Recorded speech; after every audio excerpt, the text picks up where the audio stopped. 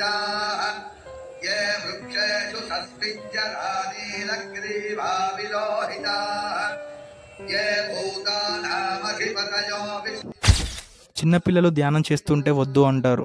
మా అమ్మమ్మ కూడా చాలా భయపడింది.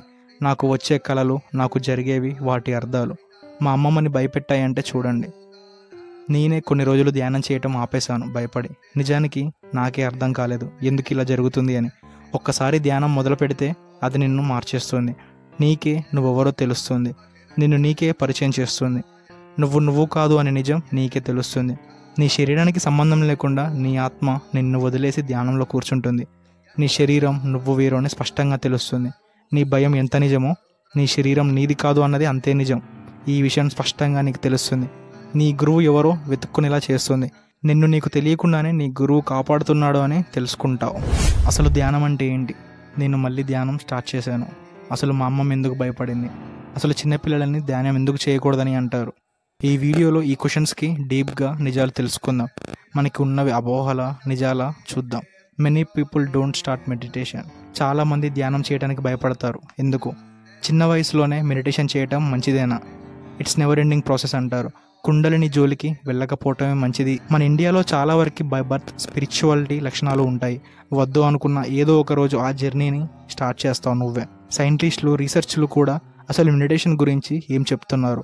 అసలు మెడిటేషన్ అంటే ఏంటి? ఇది ఎలా స్టార్ట్ అయింది? దీనివల్ల యూజ్ ఏంటి? రీసెర్చ్ ప్రకారంగా సైంటిస్టులు ఏం చెప్తున్నారో చూద్దాం. What is meditation? మన ఇండియాలో స్పిరిచువాలిటీ సిగ్నిఫికెన్స్ చాలా ఎక్కువ. ఆధ్యాత్మికత, ధ్యానం వీటి గురించి తెలియని వారు ఎవరూ లేరు. మన వేదిక్ ట్రెడిషన్లో చాలా టెక్నిక్స్ ఉన్నాయి. లైక్ శ్వాస మీద ధ్యాస, breath control technique, practising mantras. ఇలా ధ్యానం చేసేవాళ్ళు మనం మన ఇన్నర్ పీస్ని తెలుసుకొని గాడ్కి కనెక్ట్ అవ్వటం. ఉపనిషత్తులో ఇలా ఉంది, చాలా క్లియర్గా చెప్పారు. హైయర్ సెల్ఫ్ని తెలుసుకోవడానికి ఓన్లీ వే మెడిటేషన్ అని.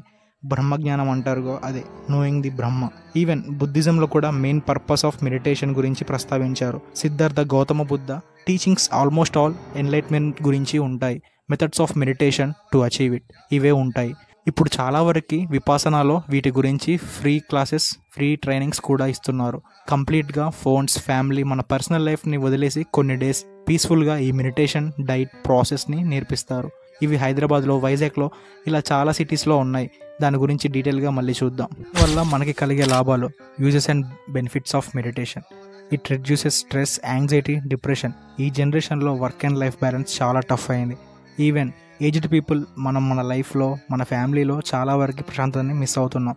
డైలీ 5 minutes అయినా ఇలా మెడిటేషన్ చేస్తే ఫస్ట్ క్లాస్గా ఇది వర్కౌట్ అవుతుంది. నీ వర్రీస్ అండ్ హర్రీస్ అన్నీ క్లియర్ అవుతాయి. దీనివల్ల మన బాడీ అండ్ హెల్త్ కూడా చాలా బాగుంటుంది. బీపీ కంట్రోల్ అవుతుంది. కార్డియోవాస్క్యులర్ హెల్త్ చాలా బాగుంటుంది. హార్ట్కి రిలేటెడ్ హెల్త్ కూడా చాలా ఇంప్రూవ్ అవుతుంది. మన ఇమ్యూనిటీ సిస్టమ్ కూడా చాలా స్ట్రాంగ్గా మారుతుంది. ఈ రోజుల్లో ప్రశాంతత నిద్ర కరువు అయ్యింది. మెడిటేషన్ రెగ్యులర్గా చేయటం వలన గుడ్ స్లీప్ దొరుకుతుంది. Reduces symptoms of insomnia. It improves concentration and memory. చురుగ్గా ఉండేలా, ఎప్పుడు యాక్టివ్గా ఉండేలా చేస్తుంది. పీస్ఫుల్గా ఉండి అన్ని పనులు ప్రశాంతంగా, శ్రద్ధగా చేసుకుంటూ ఏ గోలా ఉండదు. కుండలిని అంటే ఏంటి? What is kundalini? Why people fear of it? ఎందుకు ధ్యానం చేయాలంటే భయపడతారు? చాలా వరకు అందరూ ధ్యానం చేయడానికి భయపడే ఒకే ఒక్క రీజన్ కుండలిని.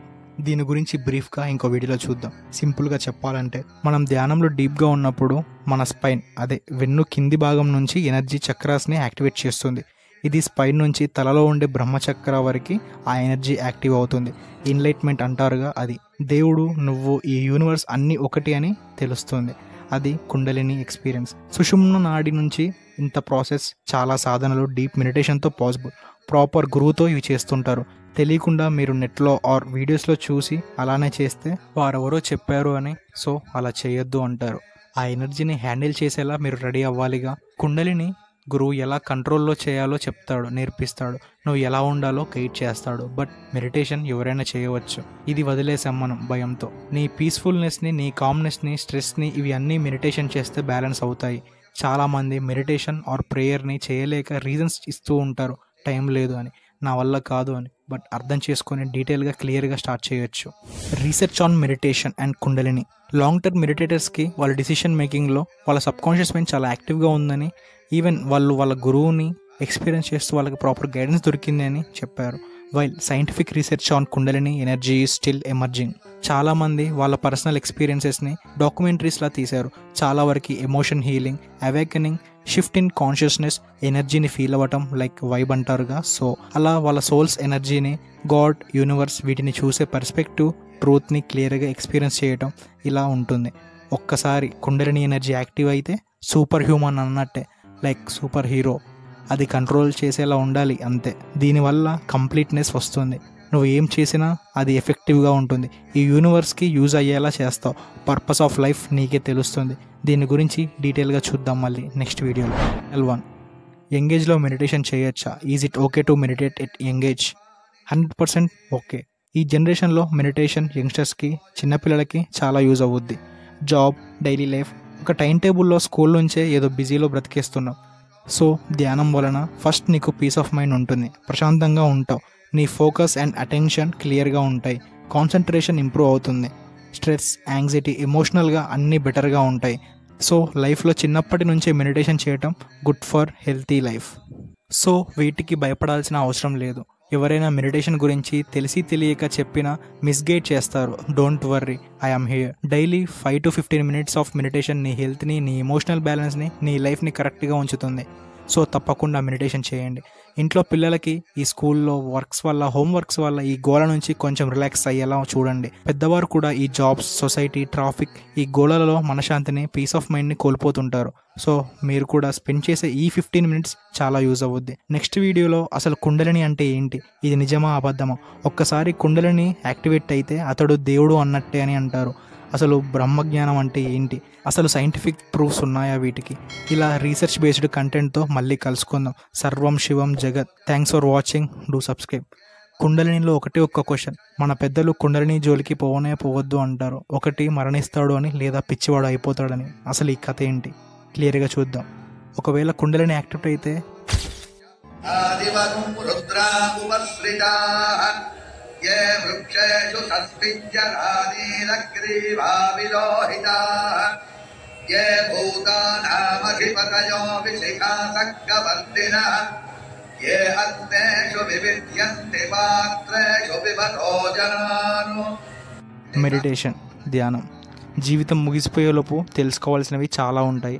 వాటిలో పనికి వచ్చేవి తక్కువ, పనికి రానివి ఎక్కువ. ఎన్ని డబ్బులు సంపాదించాం, సెటిల్ అయ్యామా, పెళ్ళి అయ్యిందా, పిల్లలు ఉన్నారా, ఒక ఏజ్ వచ్చాక 3 పూట్ల టాబ్లెట్స్ని ఫుడ్లా తీసుకుంటాం. ఇంతేనా లైఫ్? నాకు తెలిసి మనలో చాలామంది కథలు ఇలానే ఉంటాయి. ఈ వీడియో చూశాక మారుతావని నమ్ముతున్నాను. నీ జీవితంలో పరిగెత్తే వాళ్ళని చూడు. చనిపోయిన వారి జీవితాలను, వారు సంపాదించింది ఏంటి, ఏది మిగిలి ఉండదు. కళ్ళ ముందే చాలామంది చనిపోయారుగా, వారు సాధించింది ఏంటి? ఒక్కరోజు అయినా వారి ముఖంలో చిరునవ్వు చూసావా? ఏదో స్వార్థం, ఏదో అసంతృప్తి, ఏదో బాధ, ఏదో కోపం, చిరాకు. జీవితం కష్టాలతో ముగిసిందా, లేదా వారే లేనిపోనివి అన్నీ మీద వేసుకొని కష్టాలతో కాలిపోయారా? ఈ ఒక్క ప్రశ్న వేసుకో. ఆ తర్వాత నువ్వే ఆలోచించు. నువ్వు నిజంగా హ్యాపీగా ఉన్నావా? ఒక 5 minutes ఒంటరిగా కూర్చో, నీకు నువ్వుగా. ఒక్కరోజు అయినా ఆనందంగా ఉన్నావా? మీ అమ్మమ్మని, తాతయ్యని చూడు. చాలామంది ఓల్డ్ పీపుల్ కూడా ఏదో ఒక బాధతో, భయంతో బ్రతుకుతుంటారు. అందరూ దేవుడిని మొక్కిన వాళ్ళే, దేవుడిని నమ్మిన వారే. మరి దేనికి భయం?